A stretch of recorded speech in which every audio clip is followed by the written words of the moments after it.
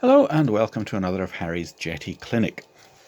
In this episode we are going to look at the what in Britain we call the buddy box, and in many other countries or other languages the teacher pupil mode, training mode, whatever. Now, I've been asked recently by a few people, could I do some videos about this? And I said, not a hope, because I do not own two Jeti transmitters. In fact, I don't even own two transmitters. I've got a Jeti DS16. Why would I want anything else? Apart from a Jeti 24, of course. So, out of the blue, very kindly, Jeti UK, also known as Bernie at eSoaring Gadgets, sent me his demonstration model of the DS12 to have a play with, because I suppose you can't do much with it whilst we're in the coronavirus lockdown. And so I've been able to very quickly learn and set up the teacher pupil mode, and very good it is too, nice and easy. I think in common with a lot of brands now, they are very intelligent modes that allow you to select all sorts of things and trim model and do things at the teacher transmitter, which are then applied to the trainees stuff, so that you don't have to try and get the two transmitters matched exactly as you did in the older days. And what we'll look at is the very basics of it, and then how easy it is in the teacher model, just teacher transmitter, just to change to things like delta configuration, and the whole thing just rolls on beautifully without you doing a thing in the pupils transmitter. Let's have a look at the model I've created first of all. It's a standard model, fairly straightforward. I've got two ailerons and one flap. For the specific reason I've put in a flap just so we can show you something there. And we just accepted the basic functions assignment, other than I changed my flaps to a 3-position switch, and in creating the new model accepted all the default servo assignments. Okay, so if we go to the advanced properties, wireless modes trainer, change it from default to the teacher version. I shall now switch on the DS12, and we'll have a look at that just to prove that it's not been set up with flaps. Whatever. We're going to struggle with the brightness of that, aren't we? Okay, that's a bit better. In we go. Take a look at the model. It's basic properties. See, I've just set up no flaps, one aileron, and therefore its servo assignments are quite different, because it's only got one aileron, not two, and it doesn't have the flaps, so it's only using 4 of the 6 channels. Okie doke, and we'll leave it there for the whole of this demonstration, including with delta wings. Righto, so we come out of that one, go into advanced properties as well, into wireless modes trainer, change it to the student, and now we just want to pair the modules of each. And in the teacher, we want to pair the secondary module, because the primary module is the one talking to the aircraft. The secondary module is the one that will talk to the pupil transmitter. So we just start pressing buttons to try and bind them. Oh, really use this receiver? Yes, I'm getting exactly the same message on the DS12. Obviously it's wanting to talk to a different receiver number, but use this receiver, yes. And there we go. I believe they are now bound together. Let's come down here and see what we'd want to do. Oh, we'll go up. Trainer switch. Now, I'm going to assign this at the moment to a straightforward 2-position switch, which is not what you would normally do. You'd assign it to something like a spring-loaded switch, which you have to hold all the time. Or better still, you can assign it to a logical switch, so that you ping the spring-loaded switch once, it switches on the pupil, and then move the controls slightly, and it would switch off the pupil and take control. If you want to know how to do that, there's a diagram on Jeti's website, but it uses quite an old version of firmware and takes up 5 logical switches. Better still, I've got a video on my channel about the automatic buddy box switch, and that shows you how to do it now with just 2 logic switches. Or I believe there is a Lua app on Jeti Studio which will do much the same thing for you if you have the Lua apps. So for the moment, for reasons of demonstration, to be able to lock it in the on position without me having to hold the switch all the time, I'm just going to assign it to the 2 position switch. Come down here and let's have a look. Now you can see that we have got, it's saying ailerons on channel 1. Now obviously the ailerons are actually in the receiver plugged into channels 2 and 4, I think it is, yes, because channel 3 is the flap. But I think what it's referring to here in the channel numbers is the communication between the 2 transmitters, not the communication from the transmitter out to the model. And if we have a look over on the pupil, we can see it's come up with the same sort of channel assignment. Okie doke. So that's how the 2 of them are talking to one another. And if I enable something, because at the moment if I switch it on, teacher has control, pupil has nothing, even though buddy box is switched on. Switched off for a second. You actually have to enable which controls you will let the pupil have. And they do this just by pressing the programming dial. The first thing that comes up is on but mixed. And that means that, well, basically what it says, it mixes both the pupil and the teacher inputs together. I'm not quite sure why you would want this, because you end up fighting one another. If the pupil applies full left aileron and the teacher applies full right aileron, it mixes the 2 together and nothing happens. It really screws up your throttle, of course, with a stick that the teacher might have left in one position. So it's there. I'm not quite sure why you'd want that. Press the button again, you get replace. What this means is when I switch on the training mode, the pupil gets total control of that. So we can, just for the sake of this, we'll switch on them all so we can show everything.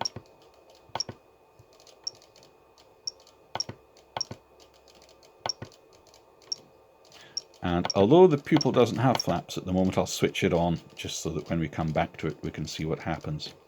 Rightio. So now if I pull the trainer switch,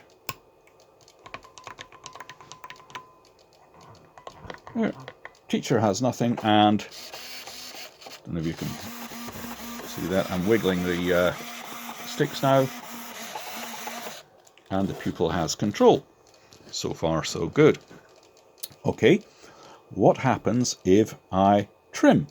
Well, I'll apply full up trim to the elevator.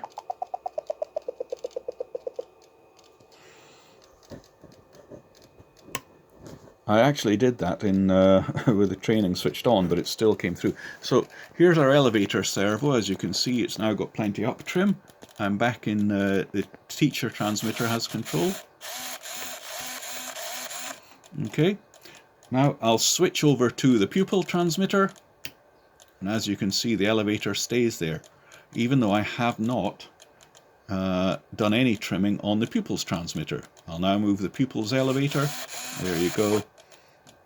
I'll switch off the training, so the teacher now has control. So there you go. So you don't have to get the trims of the 2 transmitters matched, which is a great thing, as I found teaching somebody on an older pair of Futaba 9s. You have to get all the trims and things matched, etc. Although I'm sure somebody's going to tell me there's ways around it, but I'm not going to investigate Futaba programming. But that, with the older transmitters you have to get everything matched precisely. Okay, now your pupil's doing well. You think, I want to give them control of the flaps. How do I do that? Do I need to go in and reprogram up the pupil transmitter to have flaps and what have you? Well, not necessarily. Let's look at this. If you come further down the list, both transmitters have this thing called emulated controls. It's in the teacher's transmitter as well. So I don't actually have to tell it a flap. I'll choose channel 5, which as you can see on the teacher transmitter happens to be the one it's expecting the flaps to come in on. But we can scroll further down and have emulated controls here. Anyway, channel 5. So the emulated control, channel 5, I'll go into it. I will assign a 3-position switch. Say OK to that. It's enabled. It's going out on channel 5 across the training system. And if we come up here, you can see that in the training system, the teacher is expecting channel 5 to be the flaps and replace it. So I will now operate the flap switch for the teacher to prove our flap serve is going. Lovely. And I will now give control over to the pupil. I don't know which way around it's assigned it, so it might jump to the other end of its travel, but it's a simple case of switching them. So pupil being switched on now. There it is. So we simply have to reverse the pupil version of it. And now I can operate the servo from the pupil's transmitter. Okie doke. Shall we just prove that we could do it the other way around and get it right? If that's up, that's up. Oh, in fact, it was just I had the switches the wrong way around anyway. So that's up, has no effect. That's in the up position, that's in the up position, and there we go. So switching now between them has no effect. Just silly old me, I actually had the physical switch in the wrong way around. Okay, so it's easy enough to add in functions. So the teacher transmitter, remember, is communicating with the model in 6 channels. It's got 2 aileron servos and a flap servo. The pupil transmitter is working as a very simple 4-channel transmitter. It thinks it's got 1 aileron. It doesn't know about the flaps. We simply told it that switch there will now operate the incoming channel 5 here that happens to be the flaps, but you can also come down and add in more things. Now, what about more complicated stuff such as delta? Well, I'm going to pause the video for a moment, shall I? No, I'm going to show you something else. We'll come back to the delta bit. What we'll say is, okay, for the moment, I'm going to show you mixing.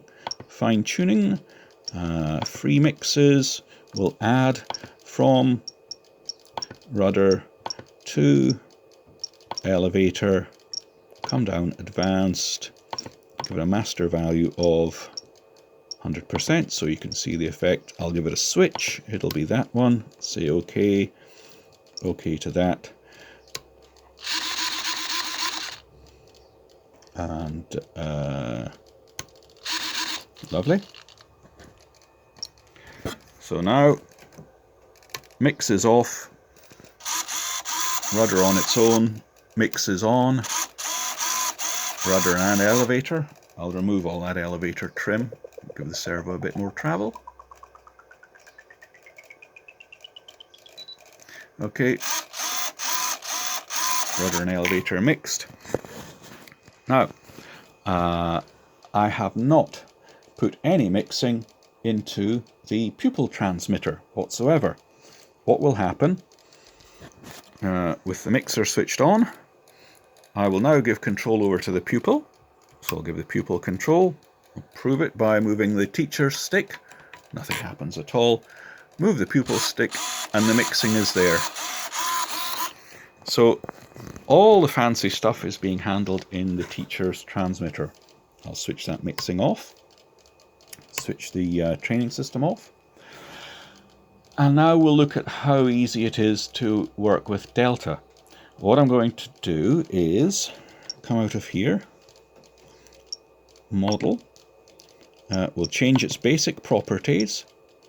I'll change it to a just a 2 aileron, come down here and change the tail type to Delta Elevon. Say OK. I'll need to reassign functions. Say auto. Yes. And then we'll need to come to servo assignment. Auto that. Yes. Okay. I now need to re-plug the servos to the correct way round. So aileron 1, aileron 2 and rudder. There'll be a very brief pause whilst I do that.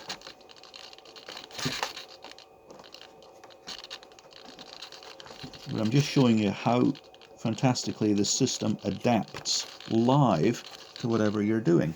And rudder is 4. Okay. I'll go in there.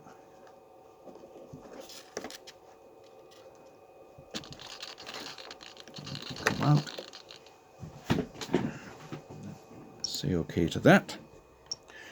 Okay. Now, here's our rudder servo. That's still working. The elevator servo no longer works because our 2 outer servos here on the wings are operating as elevons. So that's elevator, and there's aileron. What's going to happen if I simply switch on the trainer system? So switching on now. I no longer have any control from the teacher. What about the pupil? Does the elevator servo move? No, it doesn't. Do the elevon servos move to elevator? Yes, they do. And do the elevon servos move to pupil's aileron? Yes, they do. And I have not touched the pupil transmitter. I haven't changed a thing on it from what it was a moment ago with a 2 aileron and 1 flap wing with a conventional elevator servo. So the whole thing applies beautifully. It's very easy to do. So that's that one. Have fun with that.